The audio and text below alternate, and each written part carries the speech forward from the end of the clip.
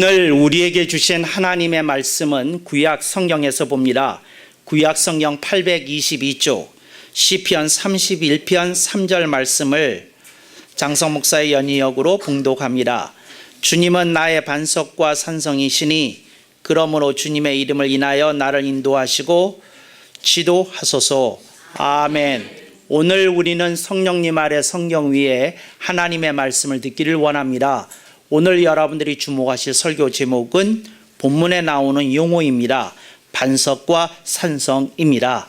하나님께서 오늘 우리들에게 이것을 통해서 귀중한 진리를 이렇게 깨우쳐 주시고 우리들에게 신앙생활의 깊이를 얻게 하실 줄로 분명히 믿습니다. 오늘 여러분들이 이 말씀을 듣게 될 때에 반석이 상징하는 것이 있고 산성이 상징하는 것이 있습니다. 그런데 이것이 너무도 절묘하게도 신앙생활의 넘버 1, 넘버 2 개념을 반석과 산성이라고 하는 용어가 보여주고 있다 하는 것을 여러분들이 기억하고 설교를 들으시는 게 좋겠습니다. 반석이라고 하면 그리스도인들에게는 너무도 친숙한 베드로의 이름 게바가 생각이 납니다. 베드로가 왜 베드로가 되었을까요? 그가 베드로가 된 이유가 무엇인고 하니 예수님의 마음에 흡족한 신앙 고백을 올려드렸기 때문입니다. 예수님이 얼마나 마음에 드셨는지 너는 게바라, 내가 나의 교회를 이 반석 위에, 즉 그 신앙 고백 위에 세우겠다고 하셨다는 것입니다. 그래서 오늘 반석이 뭘 상징하느냐? 여러분 이름을 불러드리도록 하겠습니다. 구원의 반석입니다. 그러니까 오늘 우리들이 신앙생활을 하는데 1번이 뭐냐? 구원입니다. 예수님을 믿는 것이 구원에 그쳐서는 안 되겠지만 예수를 믿는 첫 번째 관문은 그것은 구원이라 할 수 있습니다. 많은 이들이 그리스도인들이 구원의 문제에 집중하는 것에 대해서 비판적인 시각을 가지고 있습니다. 왜 그러냐 하면 그리스도인들이 너무 구원에 치중해서 구원에만 머물기 때문에 사회적인 시각이 좀 불편해진 것이 아닌가 하는 부분이 있습니다. 그러하지만 오늘 우리들은 구원에 대해서 부끄러워할 필요가 없습니다. 오늘 우리들은 구원을 오히려 더 송축하고 자랑하고 증거해야 되는 것인 줄로 믿습니다. 그래서 구원의 반석이라 하는 말은 무슨 말인고 하니 구원에 대해서 한마디로 이 키워드를 통해서 우리들에게 이렇게 전달해 주고자 하는 것이 있습니다. 그러니까 반석이다 했을 때 그 반석은 뭐냐? 신앙 고백이라는 겁니다. 그래서 여러분들의 신앙 고백이 주님이 받으실 만한 것이면 주님은 여러분에게도 게바라고 불러주실 것입니다. 주님은 여러분에게 너의 신앙 고백이 너를 지키는, 네가 하나님을 영화롭게 하는 반석이다, 이렇게 말씀하실 것이라는 것입니다. 그래서 오늘 우리들이 구원의 반석인데 구원의 반석의 첫 번째가 뭐냐? 이것이 신앙 고백이라는 겁니다. 그래서 신앙 고백 위에 하나님의 교회가 섰습니다. 신앙 고백 위에 예수 그리스도의 교회가 섰습니다. 신앙 고백 위에 성령님이 강림하여 세우신 교회가 섰습니다. 그래서 오늘 우리들이 신앙 고백이 가장 중요하다 하는 것을 여러분들에게 말씀드리고 싶습니다. 저는 100년 이상 예수 그리스도를 믿어온 집안에 태어났습니다. 그랬는데 제가 그 예수님을 구주로 영접하게 된 것은 만 16살 때 일이었습니다. 그랬는데 제가 만 16이 되었을 때에 뭐 그런 모든 과정 그냥 삭제하고 무슨 일이 일어났는고 하니 제가 예수님께 제 입으로 제 판단으로 신앙 고백을 드릴 수 있게 되었다는 것입니다. 그럼 목사님 가정에서 태어났잖아요. 그렇지요. 그러면 평생 교회를 다니시고 태어났을 때서부터 만 16살이 되었을 때까지 계속 교회를 다녔잖아요. 계속 교회를 다녔죠. 그런데 신앙 고백을 그때 했다는 말이 무슨 말입니까? 그 전에는 지식으로 신앙 고백을 했어요. 그러니까 뭐냐면 사도신조를 외웠습니다. 세례 문답서를 학습했습니다. 그래서 예수님을 구주로 고백했던 것입니다. 그러니까 제가 예수님이 누구신지 진짜 깨달았던 것은 만 16살 때 있었던 일이다. 이렇게 말씀드리고 싶습니다. 그래서 제가 여러분들한테 얘기합니다. 저는 여러분들의 신앙 경력이 얼마나 오래됐는지 묻기를 원하지 않습니다. 저는 여러분에게 묻습니다. 예수님께 세례 문답 그런 거 말고 진정으로 예수님이 누구신지를 보시고 신앙 고백을 드리신 일이 있는지 여러분에게 묻고 싶다는 것입니다. 그래서 신앙 고백, 바로 이것이 반석이고 이것이 구원의 반석이다. 이 말씀을 드리고 싶습니다. 그래서 예수 그리스도를 개인적으로 만나본 경험, 퍼스널 인카운터가 있으셔야 됩니다. 그러니까 예수님과의 이 개인적인 만남이 굉장히 소중하다. 그러지 않으면 교회를 100년 다녀도 당신은 교인일 수는 있어도 신앙일 수는 없다는 사실을 여러분이 기억하실 수 있기를 바랍니다. 제가 16살 때 예수님을 구주로 이렇게 깨달았어요. 복음이 깨달아졌어요. 그래서 예수님이 누구신지를 알게 되었어요. 그래서 제가 여러분한테 말합니다. 신앙 고백을 드리려고 하면 여러분에게 있어야 될 사건이 일어나야 됩니다. 그게 뭐냐? 복음이 깨달아져야 됩니다. 저는 이걸 복음의 깨달음이라고 부릅니다. 그러니까 복음이 깨달아져야 됩니다. 그랬더니 누가 또 묻는 거예요. 복음의 깨달음이 뭡니까? 예수님이 누구신지 보게 되는 겁니다. 예수님이 누구신지 봐야 됩니다. 그러니까 예수님이 누구시냐? 그분을 통해서 나의 모든 죄와 허물이 씻김을 받는다. 그분을 믿을 때 나에게 영생이 주어진다. 이걸 깨달아지는 겁니다. 예수님이 단순한 성인이 아니라 예수님이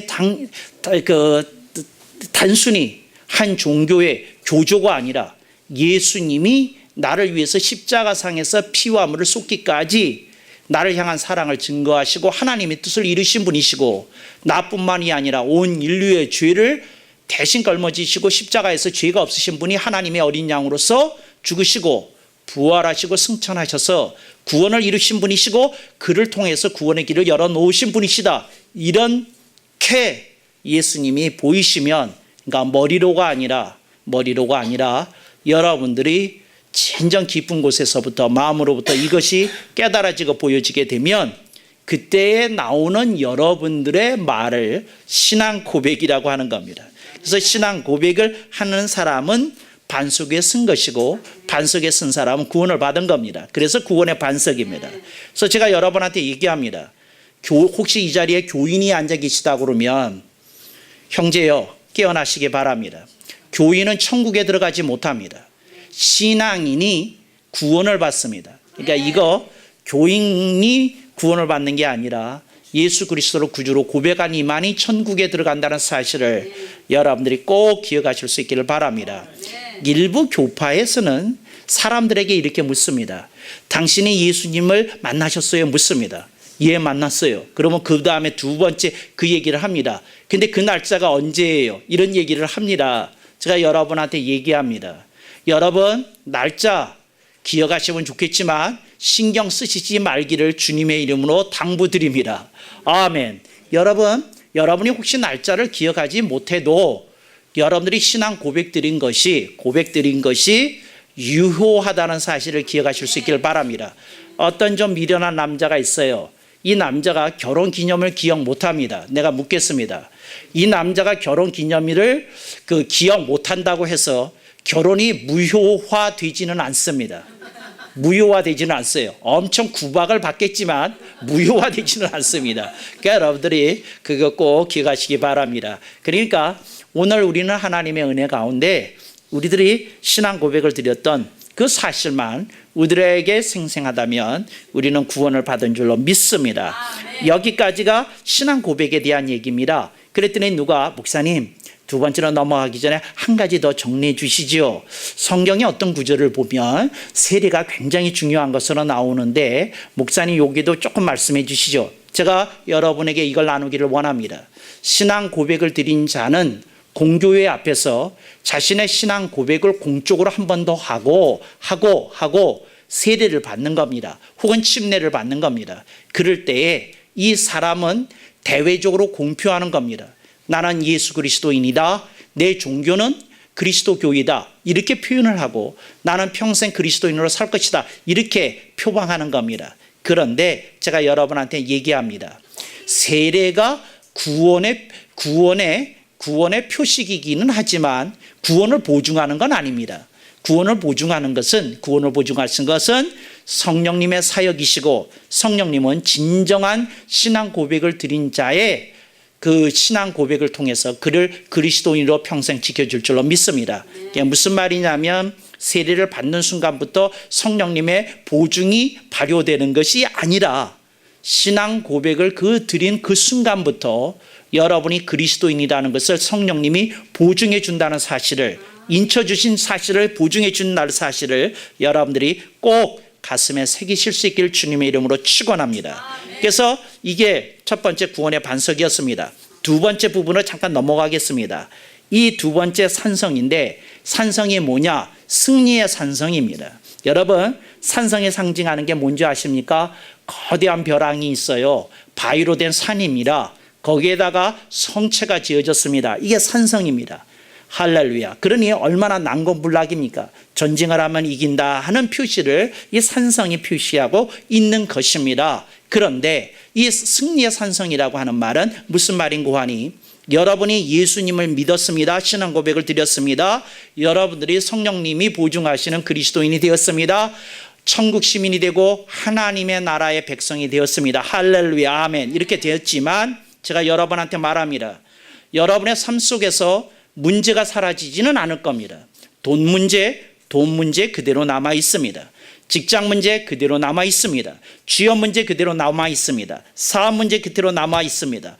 밥 먹고 사는 문제 남아 있습니다. 자녀 문제 그대로 남아 있습니다. 집 문제 그대로 남아 있습니다. 친척 간의 갈등 그대로 남아 있습니다. 이게 무슨 말이냐면, 구원은 여러분에게 영생이 부여된 거지, 구원은 여러분의 삶 속의 모든 문제가 해결이 된 것이 아닙니다. 여러분의 삶 속의 문제를 해결하는 중요한 기독교적인 개념이 있습니다. 이걸 뭐라고 부르느냐? 승리라고 부릅니다. 이게 의외로 그 개혁교회에 있는 성도들에게 많이 그렇게 알려지지 않는 개념입니다. 근데 여러분, 이게 오히려 많은 교회에서는 구원 다음에 넘버 2로 승리의 개념을 가리키는 게 아니라 요즘 대세가 힐링입니다. 그래서 사람들이 뭘 얘기하는 거 아니, 구원 다음에 치유를 얘기합니다.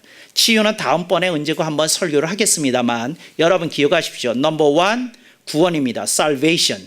그 다음에 넘버 2 승리입니다. victory. 그러니까 여러분들이 이 두 가지 개념을 기억하시기 바랍니다. 이게 무슨 말이냐? 이것이 잘 이해가 되지 않는 분들이 있으실 것입니다. 제가 말씀드리겠습니다. 이스라엘 백성이 출애굽하였습니다. 그들에게 무엇이 일어난 겁니까? 구원이 일어난 겁니다. 그들에게 무엇이 일어나는 겁니까?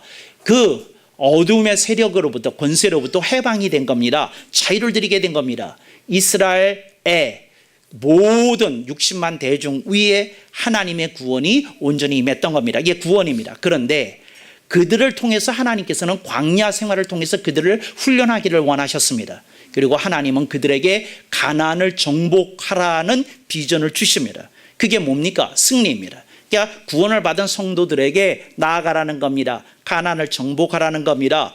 이걸 현대식으로 바꾸면, 네가 부딪히고 있는 현실이 있지 않느냐, 환경이 있지 않느냐, 네 개인적인 처지가 있지 않느냐, 네가 품고 있는 기도 제목이 있지 않느냐, 네가 문제라고 부르는 것들 있지 않느냐, 있다는 겁니다.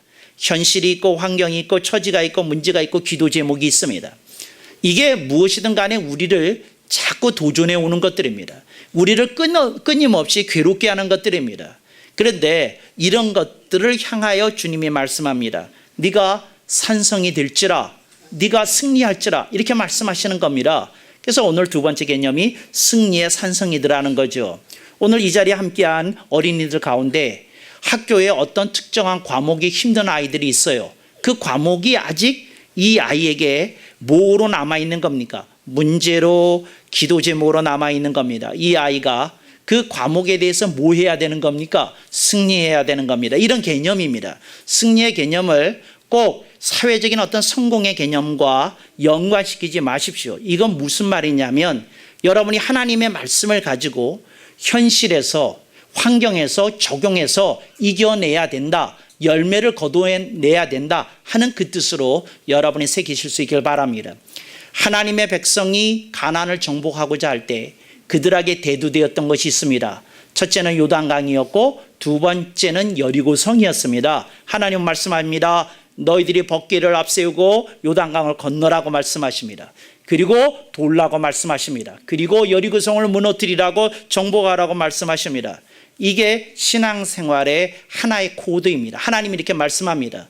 너를 부딪히고 있는, 너를 에워싸고 있는, 네가 처해 있는 그 상황에 대하여 주님 말씀합니다. 네가 말씀을 가지고 하나님이 공급해 주는 지혜와 능력으로 승리할 수 있겠느냐고 물으십니다. 오늘 우리들이 승리해야 되는 줄로 믿습니다. 어떤 그리스도인들 중에 어려운 문제에 봉착하게 되니까 이렇게 자살을 하는 분들이 있어요.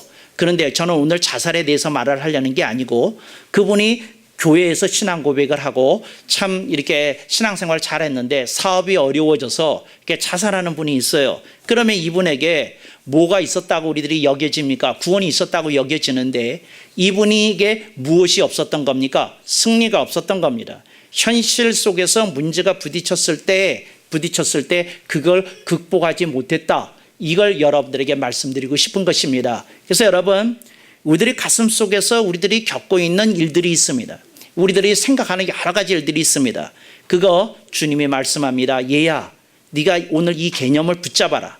얘야, 이게 내가 너한테 주는 개념이다 하고 말씀합니다. 주님, 그 개념이 뭔가요? 승리라는 겁니다. 그래서 여러분들이 이 승리할 수 있는 그 개념, 그러니까 분명히 이 개념이 믿어지게 되면 여러분들은 무엇을 품은 자가 된 겁니까? 오늘 시편 31편 3절 기자는 그걸 승리의 산성이라고 불렀다.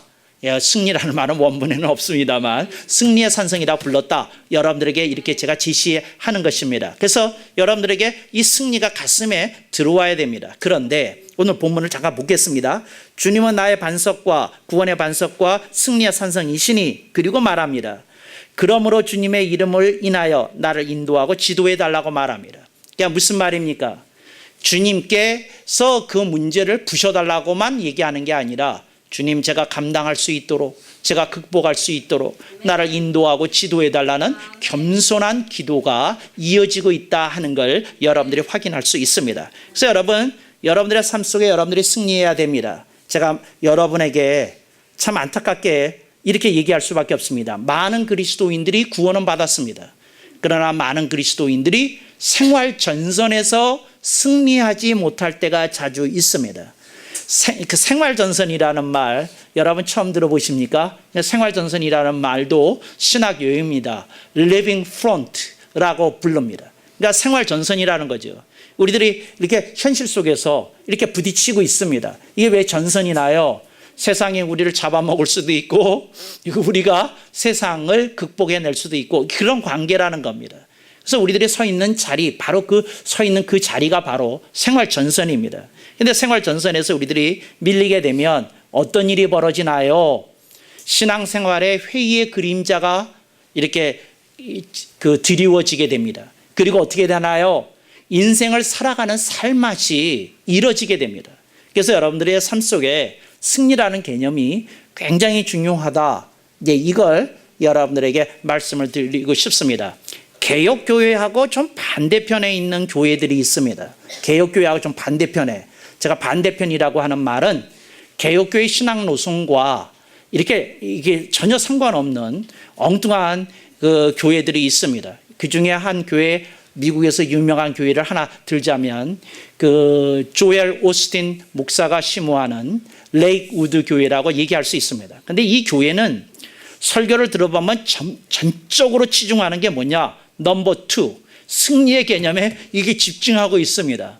그런데 그 수많은 사람들이 그쪽 교회로 몰리고 있습니다. 그런데 왜 몰리고 있느냐? 근데 그 교회는 오히려 이 승리 개념이 넘버 1이라고 할 정도로 이렇게 사람들이 거기에 치중하고 있습니다.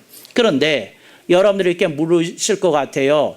목사님, 일반 교회에서 말하는 승리의 개념하고 개혁 신앙이 말하는 승리의 개념하고 분명히 다를 것 같은데, 그러니까 조엘 오스틴 목사가 얘기하는 승리의 개념하고 그 개혁교회인 새누리교회가 얘기하는 승리의 개념하고 다를 것 같은데 목사님 어떤 차이가 있나요? 이런 질문을 하는 이가 있으면 제가 춤을 추고 다닙니다. 일주일 내내. 그러니까 일주일 내내 춤을 추고 다닐 겁니다. 이거 뭐 이런 분들이 다 앉아 있는 것으로 제가 믿어지고 제가 춤을 좀 더 잘 추도록 하겠습니다. 그런데 이게 승리의 개념입니다. 근데 승리의 개념이 뭐냐면 이겁니다. 그 조엘 오스틴 목사 그 교회에서 추구하는 그 승리의 개념은 뭐냐면 personalized victory입니다. 그러니까 개인화된 승리입니다. 그러니까 모든 사람이 꿈꾸는 게 있다는 거죠. 그 사람이 꿈꾸는 것이 이루어지는 현실, 그것에 대해서 얘기하는 겁니다. 근데 여러분, 오늘 우리 개혁 신앙인들이 추구해야 될 승리는 그런 승리가 아닙니다. 그러니까 저는 그걸 뭐라고 부르느냐, 디바인 빅토리라고 그럽니다. 하나님이 이기시는 겁니다. 내가 이기는 게 아닙니다. 내가 잘 되는 게 아니라 하나님이 잘 되는 겁니다. 이 개념이 좀 다른 겁니다. 근데 이 개념이 여러분들이 잘 이해되셔야 되는데 이거 이해되지 않으면 여러분은 평생 신앙생활하면서 성공의 개념에서 자유를 누릴 수 없습니다.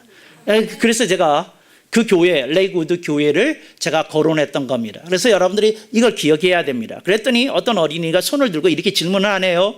이 어린이가 이렇게 묻습니다. 근데 목사님, 근데요, 제가 한 가지 질문이 생겨가지고요. 내가 잘 되는 거하고 하나님이 잘 되는 거하고 다 비슷해 보이는데 무슨 차이가 있나요? 무슨 차이가 있느냐? 이겁니다. 주님의 말씀하십니다. 아버지 내 뜻대로 마옵시고 아버지의 뜻대로 하옵소서. 이게 개혁신앙인이 생각하는 승리입니다. 근데 개인적인 승리는 이겁니다. 아버지여 할만하시거든 이 잔을 내게서 치워주시옵소서. 이겁니다. 제가 좀 너무 극단적인 비유이긴 하지만 이겁니다. 이게 무슨 말이냐면 내가 원하는 것에 집중하는 그런 승리가 아니라는 겁니다. 내가 원하는 데 집중하는 그런 승리가 아니라는 겁니다. 여러분, 내가 원하는 것에 집중하게 되면 인간은 너무도 연약한 존재이기 때문에 욕망을 자꾸 극대화시킬 수밖에 없습니다. 그러니까 월세 살다가는 그 다음에 무슨 얘기합니까? 전세 가게 해달라고 그러고, 전세 간다 하면 아파트 하나 장만하게 해달라고 그러고, 아파트 하나 장만하게 해달라면 평수 크게 해달라고 그러고, 평수 크게 해놨더니 그 다음에 하나님께 하는 말이 하나님 한 가지만 더 봐주세요. 전원주택 얘기를 하고, 전원주택 얘기했더니 뭐라고 얘기를 하느냐면 하나님 해외에 1년에 한두 차례는 한 달씩 나갈 수 있는 생활의 여유를 주시고, 뭐 이런 끊임없는 얘기를 이렇게 이어지더라는 거죠. 이걸 조금 사회학적인 용어로 뭐라고 그러느냐, 욕망의 극대화라고 부릅니다. 여러분, 욕망의 극대화라는 것은 인간의 연약함을 보여주는 얘기입니다. 그런데 오늘 우리들이 생각하는 승리의 개념은 이겁니다. 하나님의 뜻이 우리들의 인생에 머무르는 겁니다. 하나님 말씀합니다. 얘야, 그래 네 처지 내가 생각해도 딱하다. 그 쉽게 풀리지 않게 생겼다. 주님이 말씀하시면서 그런데 네가 그것을 감당하면서 조금씩 일어나는 모습을 내가 보고 싶구나. 네가 위대한 무슨 뭐 백화점을 세우는 인물이 되지 않을지라도, 네가 위대한 그 승리의 개념을 가져다 준 개선장군은 안 될지라도 내가 네 삶 속에서 네가 고군분투하는 모습을 내가 인정해 주마. 내가 너와 함께 인생의 길을 걸어가며, 그래서 내가 너를 통해서 네가 인생의 살맛을 잃지 않도록, 빼앗기지 않도록 내가 너를 지켜주마. 그런 의미의 승리의 개념을 저는 여러분에게 말씀드리고 싶은 것입니다. 근데 이런 승리 얘기하니까 사람들은 이게 너무 소박해서 싫은 거예요. 그래서 자꾸 욕망의 극대화 이렇게 하게 됩니다. 그래서 요즘 어떤 현상이 벌어지고 있는지 여러분에게 말씀드려야 하겠습니다. 어떤 일이 벌어지고 있느냐? 예수님을 아주 잘 믿는 사람 속에 있는 내용하고 예수님과 상관없이 세상 속에서 그냥 직장 다니면서 사는 사람의 속에 있는 내용하고 같다는 겁니다. 이게 다른 게 별로 없다는 겁니다. 그냥 환경과 현실과 처지만 조금 다르지 꿈꾸는 건 다 똑같다는 겁니다. 여러분, 이래서 해야 되겠습니까? 오늘 우리들이 하나님의 말씀이 우리들의 가슴 속에 좀 임재해 오셔서 조금 우리들이 일어나는 그런 모습 통해서 하나님이 우리의 가치를 인정해 주시는 것을 여러분이 체험하실 수 있기를 주님의 이름으로 축원합니다. 사막의 그 수도자들을 아시죠? 그들을 찾아온 어떤 분이 있었어요. 그런데 이분이 이런 얘기를 하는 거예요. 아주 재밌는 질문인데 이런 질문을 했다고 그래요. 그러니까 뭐냐면 와서 사막의 은둔자한테 찾아왔어요. 제가 질문이 하나만 있는데 그거 말씀해 주시면 안 될까요? 제가 이 사막에 와서 기도한 지 일주일 됐습니다. 그러니까 이 수도자가 사막에서 왔다 갔다 하면서 그분이 기도하고 있는 모습을 꾸준히 봤거든요. 보통 경우는 대답을 안 할 텐데 질문하라고 그러니까 형제여, 내가 부족하지만 당신의 말을 듣겠습니다 하고 은둔자가 앉았습니다. 그때 사막의 은둔자 앞에서 이분이 이런 얘기를 합니다. 당신은 하나님과 교감을 주고받는데, 그렇잖아요. 사막에 왜 살겠어요? 하나님과 교감이 되니까. 이렇게 당신은 하나님과 교감을 주고받는데 나는 뭘 잘못하고 있기에 하나님과 교감이 안 되는 겁니까? 이렇게 얘기를 한 겁니다. 그랬더니 사막의 은둔자가 이런 얘기를 하더라는 겁니다. 형제여, 어깨에다 손을 얹고 하는 말입니다. 형제여, 내가 형제에게 일러줘도 형제는 믿지 않을 겁니다. 그러니까 아니요, 내가 믿을 겁니다. 은둔자께서 말씀하시는데 내가 믿지 안 믿겠습니까? 그랬더니 사막의 은둔자가 이렇게 얘기하더라는 겁니다. 주님은 한 번도 당신과 교감을 안 한 적이 없다고. 그러면서 그 다음 말을 하더라는 겁니다. 당신이 기도를 드릴 때 그 기도를 내내 들어주고 계셨으며, 당신이 찬송을 부를 때 주님은 내내 찬송을 받아주고 계셨으며, 당신이 눈물을 쏟을 때 눈물의 병으로 당신의 눈물 방울을 다 눈물의 병에 담고 계셨으며, 당신이 한숨을 내쉬셨을 때 주님께서 당신이 한숨에 묻은 공기들을 소중히 여기셔서 향기가 되어서 하늘에 올라가게 하신 것을 당신이 모를 뿐이지 주님은 한 번도 그런 일이 없다고 얘기했다고 합니다. 이게 아주 감동적인 얘기인데 뭐 감동이 전혀 안 되는 것 같아요. 그랬더니 두 번째 질문을, 그런데 그러면 내가 하나만 더 묻겠습니다. 저는 어째서 왜 그걸 몰랐지요? 하고 묻는 겁니다. 그랬더니 이분이 이런 얘기를 하더라는 겁니다. 형제여, 당신은 은혜를 깜빡했기 때문에 그렇습니다 하고 얘기하더라는 겁니다. 그게 무슨 말이냐면 여기까지만 대화의 내용이고 그 뒤에 설명은 안 나오는 건데 이제 장성호 목사의 주석이 이제 붙는 겁니다. 이 주석이 불필요할 수 있는데 이런 겁니다. 이게 무슨 말이냐면 이분은 자기가 자격이 안 된다고 생각했던 거예요. 나는 무슨 위대한 일을 하는 것도 아니고, 나는 무슨 큰 일을 하는 것도 아니고, 나는 내세울 것도 없고 자랑할 것도 없고 뻐길 것도 없고 아무것도 없는데, 내가 잘한 것이 없는데 주님께서 나한테 그렇게까지 하실까, 하나님의 사람을 대하듯이 할까 하는 생각이 있으셨다는 거죠. 여러분, 은혜라는 건 이런 겁니다. 내가 자격이 안 되는데 자격이 안 되기 때문에 하나님의 사랑을 그만큼 믿는다는 겁니다. 이건 정말 묘한 얘기예요. 내가 자격이 안 되기 때문에 하늘문이 더 크게 열린다는 겁니다. 할렐루야. 이게 얼마나 감사한 일인지 모릅니다. 그러니까 내가 자격이 안 되기 때문에 주님이 내 기도를 들으십니다. 이게 은혜의 뜻입니다. 내가 내세울 게 없기 때문에 주님이 내 기도를 들으신다는 겁니다. 할렐루야. 예를 들자면 어떤 선생님이 있는데, 내가 어떤 선생님이 있는데 수학 시간이에요. 근데 수학 선생님이 봤을 때 그 반에서 앞에 있는 한 10명은 선생님이 빼요. 왜 빼냐면 얘네들은 이미 진도를 넘어섰어요. 그래서 10명은 그냥 뺐습니다. 그러니까 얘네들은 쳐다보지도 않아요. 이놈들은 수업 안 들어도 되는 놈들하고 10명은 뺍니다. 근데 선생님이 신경 쓰는 애들이 누구냐? 저 뒤에 앉은 애들. 거기 한 10명이 있는데 이 수학에 이 개념이 안 성립된 애들 거기에 신경이 가 있습니다. 내가 묻겠습니다. 여러분이 수학을 가르치십니다. 한 반에 애들이 있습니다. 여러분의 신경이 앞에 있는 놈들한테 가겠습니까? 그렇지 않으면 수 개념이 제대로 이렇게 안 돼가지고 씨름하는 애들에게 가겠습니까? 그래서 선생님은 얘기합니다. 너희들 오늘 방과 후에 나를 만나러 오라. 선생님이 교실을 지정해 주십니다. 선생님이 걔들만 가지고 다시 어떤 거를 가르쳐 주십니다. 그게 뭡니까? 그들에게 임하는 은혜인 거죠. 여러분, 이걸 꼭 기억하십시오. 하나님의 은혜는요, 자격이 없는 자에게 엄청납니다. 자격이 되면 이게 엄청날 게 없어요. 자격이 되니까. 이거 쉽지 않은 얘기입니다. 그래서 제가 여러분한테 얘기합니다. 여러분들이 목사만 되면 이런 엄청난 은혜 누리기가 어렵습니다. 정말이에요. 목사들이 죄를 지어야 얼마나 짓겠어요. 구조적으로 이거 참 힘든 일입니다.